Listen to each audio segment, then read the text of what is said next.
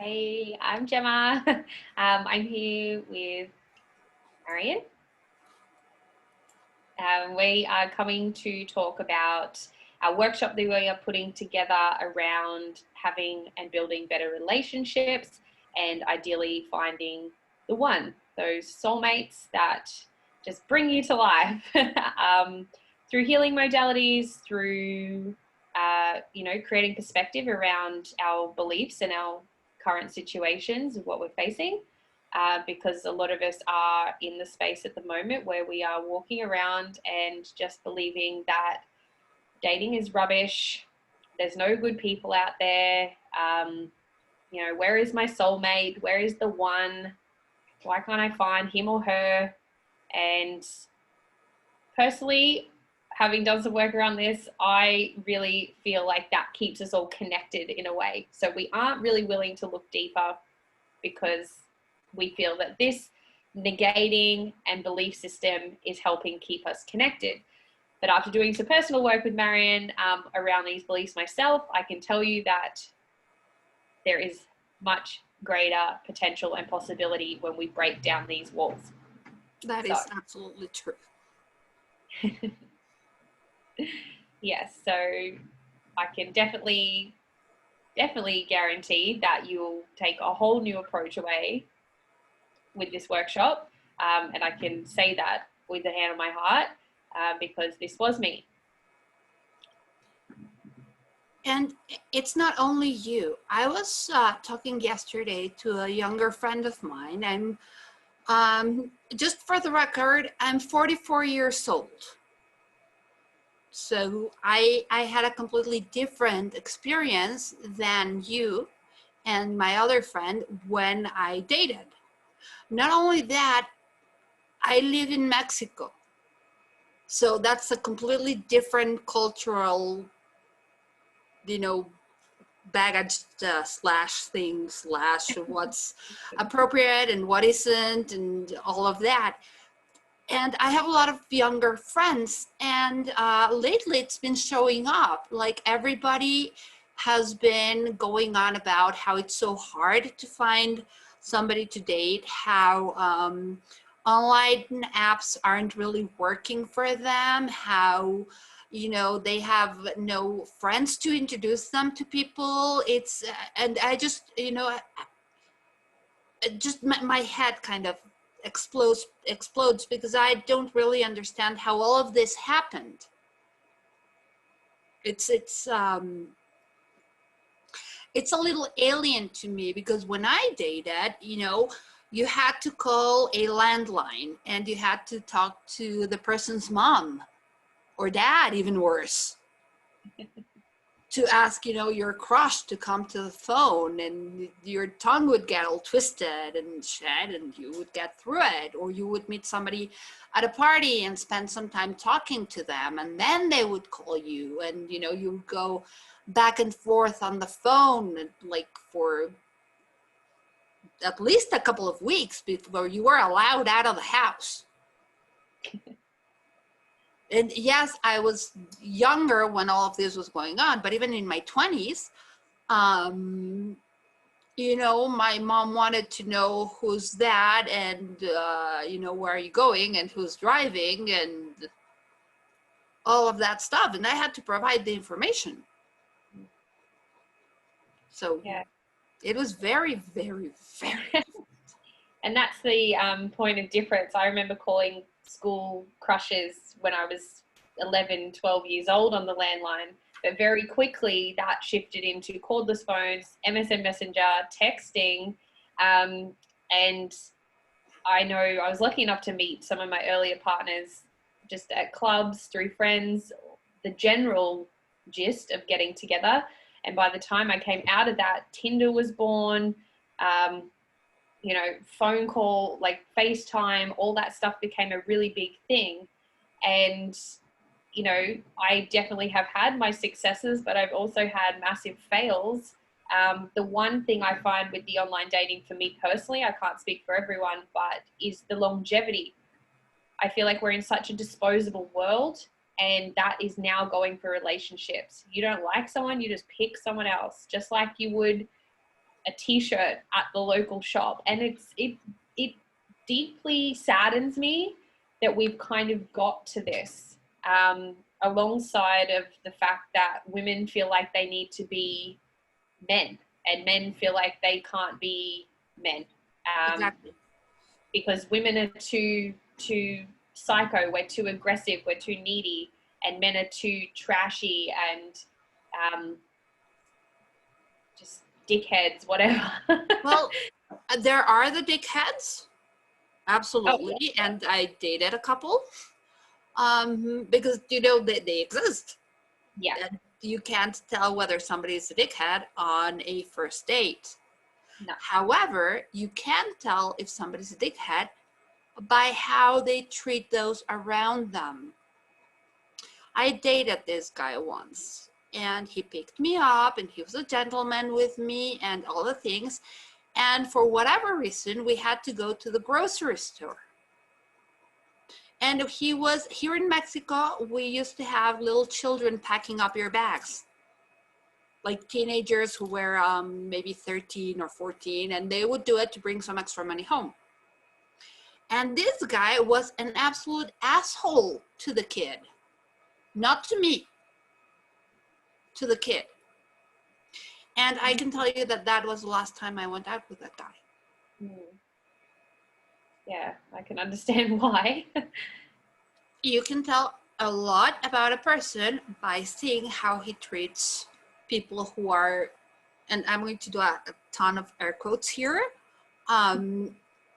less than him, like a lower socio economic strata, all of that. You can tell a lot about a person by how they treat the little people. Yeah. Lots of quotes. The waiters and everyone else. Yeah. Yes. Yeah, exactly. And you can't know that online. No. Well, the other perspective I find online is I'm very much a person, obviously, who works with energy. I feel I get to know people better through actually being in contact with them. So potentially I've missed some great options online because maybe their photo or something didn't look great. And, maybe they could have been the love of my life. Who knows? But then there's some people who have great photos and they have great profiles, but they're jerks. They've probably got 30 Morons. years ago. Like they say they want a relationship, but it's all about getting into bed first and then we'll see. And it's just a head fuck, because then you come back and go, what do I need to do to just connect with someone and that's have a relationship, whether it's friendship or thing. That's the other thing that completely fries my head. There's this thing, and I've heard it like on TV and people talking about it and all of that, about the third date. And for whatever insane reason, you're supposed to jump into the sack with somebody on the third date. What in the fuck is that? I'm gonna share something, and this might be too much information, but the first guy I slept with, I made him wait 6 years. 6. Granted, I had never been with anybody, and I was, young, but I didn't go to bed with anybody until I was 22, because I wasn't ready. End of story. I was not a prude. I could talk about anything and everything. I can flirt like no man's business, and I love flirting. I just wasn't ready to jump into the sack with anybody. So the poor guy, he waited 6 years for me. Not that he didn't have some, action or whatever, but he waited 6 years for me. Whereas on the other end of the scale, I don't know where or how it came about, but, somewhere along the way, many of us picked up the belief that sex equals love. Exactly. And so something I figured for myself is that was definitely a way I could get close to people, but without getting too close. And I think a lot of things that have come down to it now is fear. It's fear of actually being seen. It's fear of being respected. It's fear of having boundaries because of the fear of not having anyone if you respect yourself enough. And I'm not surprised, because sex gives you the illusion of intimacy. Mm-hmm. And we women are hardwired to look for intimacy. That's what we want. We want the cozies. Mm. And I'm not a girly girl. I'm actually a tomboy, manicure notwithstanding. I'm the one who taught my children how to climb a tree. I'm the one who taught them how to throw a football. I'm the one who taught them how to jump out a fucking window without breaking a leg. So if there was ever a woman man, you're looking at me. And there is still in me, and there always was, the desire of this intimacy, this sense that I'm protected, this sense that I'm cared for, I'm loved, I'm adored even. Yeah. And we women look for that. We have all these lies parroting in our head. You don't need anybody. You don't have to, you don't have to stand a man who does this and that and the other and blah, blah, blah. And I'm like, you know what? No, I don't need him. But I sure as fuck want him. Mm-hmm. You know? I feel like it's a bit of a masquerade around, like, I don't need someone. But on the inside, we're crying because we want that connection. We want that intimacy, the cuddles and the calls to say, how are you? How's your day going? And watching a movie together and the nice stuff. Not just a bang. The other day, I was chatting with my friends on the computer because they're in the States and I'm in Mexico. And my husband came home and he bought me a gift. He bought me a little necklace and a little bracelet for no reason whatsoever. He just thought about me and he went into the store and he bought me these trinkets. They're not expensive. They're not, they're little pearls. I was over the fucking moon. That's sweet. Not because it was jewelry, because he was thinking about me while he was out of the house. Yeah. And that's what we women count.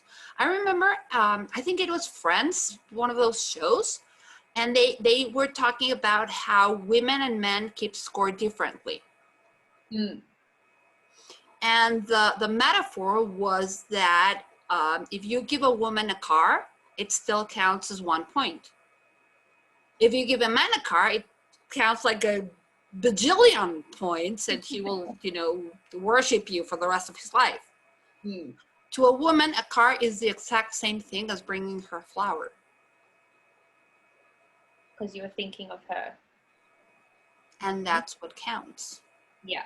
And I've noticed... I'm not going to sneeze at a car, but I'm not going to sneeze at the flower either. Yeah. Last time I was over the moon like that, it was a few years ago, and he brought me black roses for Halloween.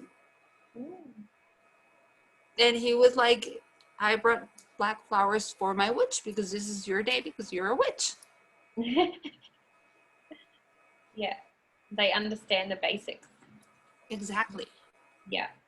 And what I see a lot of women doing is, because they have bought into this whole you don't need a man crap, they reject men. They don't know how to receive themselves as women in their divine feminine.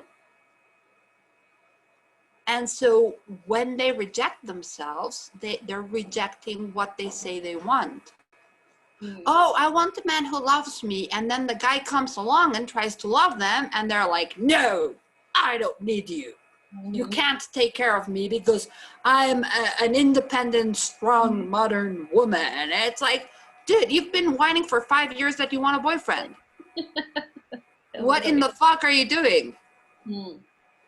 Yes, because it's chaos, it's madness to be able to, keep saying there's no good guys out there. And we feel like it keeps us connected in a And way that we're all struggling, so we feel that we're a part of something bigger. But if we were to allow it in, we could be a part of something else. It's not one or way. and it's not like you're not going to lose all your friends if you got a boyfriend. I've seen people do that, and it breaks my brain. It's choice. I saw my sister do that. Actually, she got her boyfriend, and all of a sudden, she like all her friends were gone because she was only hanging out with his friends. Mm. I'm like, you haven't seen this person and this person and this person in like months. What's going on? Oh, they don't like my boyfriend. So does that mean you can't see your friends anymore just because he can't come along? The fuck? Yeah. Yeah. I did that with my first partner, and I won't ever do it again, because when we broke up, suddenly I had little to no friends because they've all moved on and done other things, and like, yeah. And that's another thing we're going to do on this call. This whole idea of the one, we're going to get rid of that. Yeah. Because that has done harm to more women than you would know. And not just women, men as well. It's like the whole construct of finding the one, like that Jerry Maguire movie, you complete me. Okay, A, you're not incomplete. B, it's not about completion. It's about partnership. It's about having each other's backs. It's about, Journey. when I'm down in the dumps, my husband comes, and it's so funny because men are programmed to solve problems. So he will come and try to solve my problem. And it took me years, but I have finally done it. Now he understands that I don't need him to fix my problem. I just want him to listen to me. That is all I require from him. Listen to me and maybe tell me a joke and get me in a good mood. I will solve the problem myself. Just listen to me. Yeah. And now he has learned to do that. And when he's down in the dumps, then I'm the one who comes along and, grabs him by the hair and just pulls him out of the fucking hole. Because that's what a partnership is. When one of you is down in the dumps, then you come, you look in the dumpster and say, oh, hi, come out of there. Mm. And it works both ways. That's what a true partnership and the true contribution is. That's the other thing people are like, especially woke people, they're misinterpreting what a contribution is. They think that having somebody contribute to you means that they're going to do what you want. And when they don't, they get all bitchy and cranky and they leave in a huff. But a true contribution means that they're going to have your back. And when having your back means telling you no, then that's what they're going to do. Yeah. And you can whine and rant and bitch about it all you want. And they know. Somehow, do not ask me how. They know that what you want is not what you require. Which is good. And that's all the stuff we're going to break, our attachment to, basically. Yeah. Needing to not have someone, needing to be all strong and independent and not allow people in. And the beliefs around one person filling all your needs. Like, I was in that place, and then, like I said, we did that work together, and I was like, holy fuck, like, how can one person in the whole world meet all the needs you have? Like, that's why you need friends. That's why you need your family. That's why you need a partner, because they all play a role.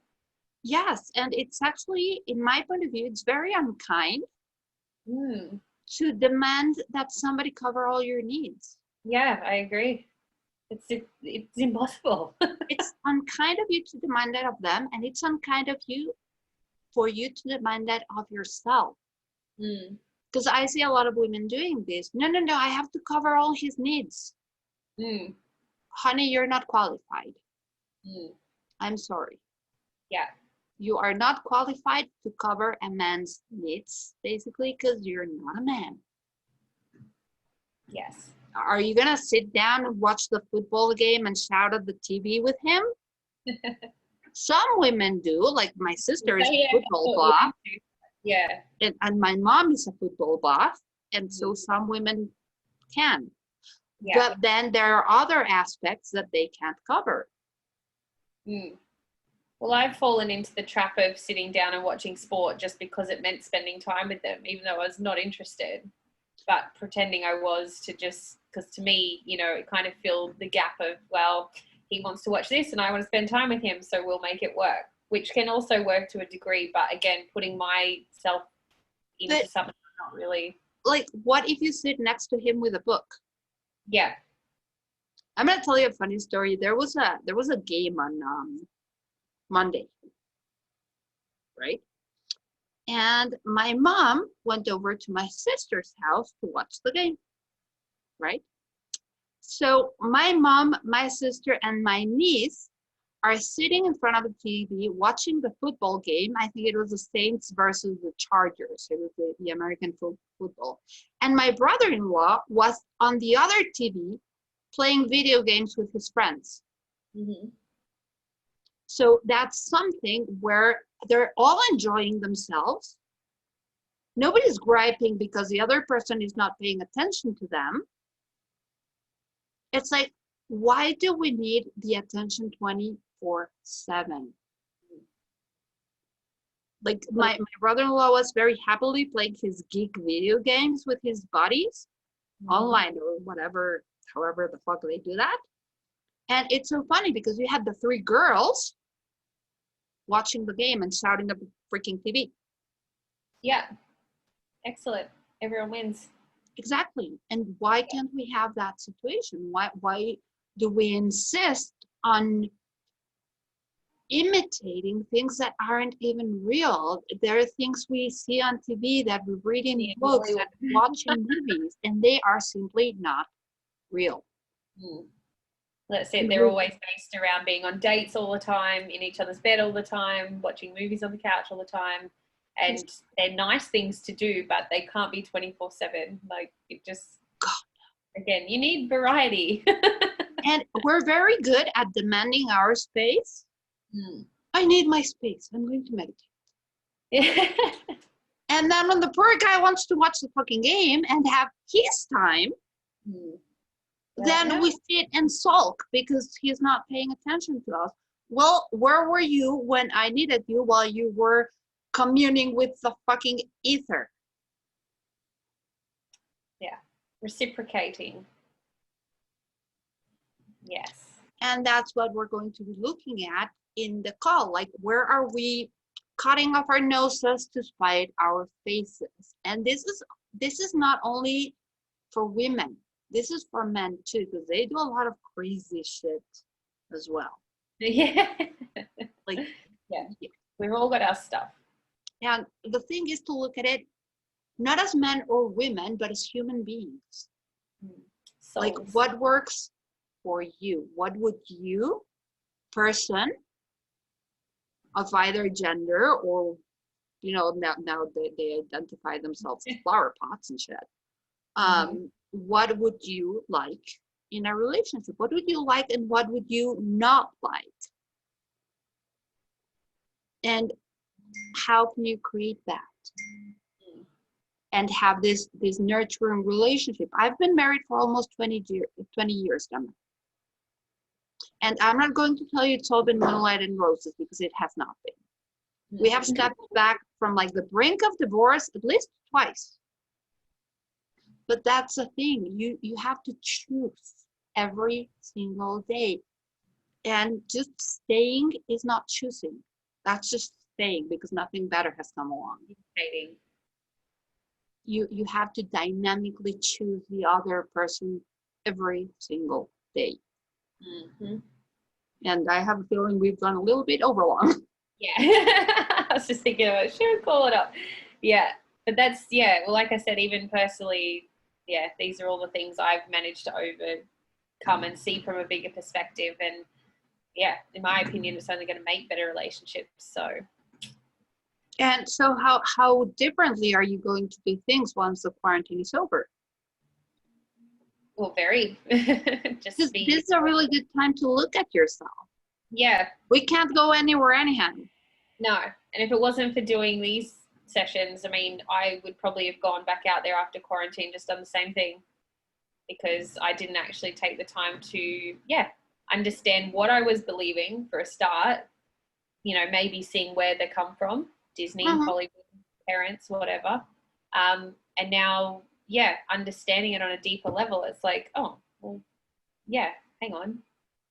And I remember you saying that a lot of your friends were on the same boat. So if you have all of you guys validating each other's reality about how men are assholes and you can't find a decent guy and they're all jerks, then that's what all of you are going to create, because you don't want to be the odd man out. Yeah. You don't want to be the one who finds that guy, and so now all your friends hate you because you found the guy and they don't. You stay in the cycle because you don't want to be outcasted from the group. And that's why a lot of us are fearful, because we feel like we'll be alone if we actually took control and created the relationships we wanted. So, like, where are we refusing to be the unicorns and the dragons and the mythical creatures? Because, you know, we feel like we have to stay to live by a certain pattern and by a certain set of rules, because otherwise we're going to be, you know, run out of town and on a rail or whatever. Yeah, exactly. So yeah, hopefully that sheds a bit of light on it. Yes, but it's very much worth it, because I want better relationships. I don't know about anyone else, but if it's my own beliefs and thoughts and stuff that's preventing that too, well, I'm willing to do what it takes. And not just romantic relationships. I do want to make this clear. Yeah, friendships. This also works with friendships, with coworkers, with your boss. Yeah. Like, when you know where you're standing and you know what you're doing that is keeping you from creating these greater relationships, that's when you can start to expand and grow them and do them differently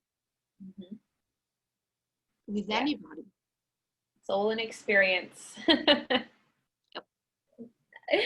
Yeah, cool. Excellent. We'll call it. Okay, so just so everybody knows, the call it's a 2-part call. So we're gonna do this 2 Saturdays in Australia, and that's Friday in America, in the continent of America. We start on Friday the 16th, and that's Saturday the 17th in Australia. Yeah. And it's 11 a.m. in Australia, 7 p.m. Central Daylight Time in America, basically. And then the next weekend is the exact same pattern. Yeah, perfect. There's an event page on Facebook. Both Gemma and I are available to answer questions and stuff. So, yeah. Yay!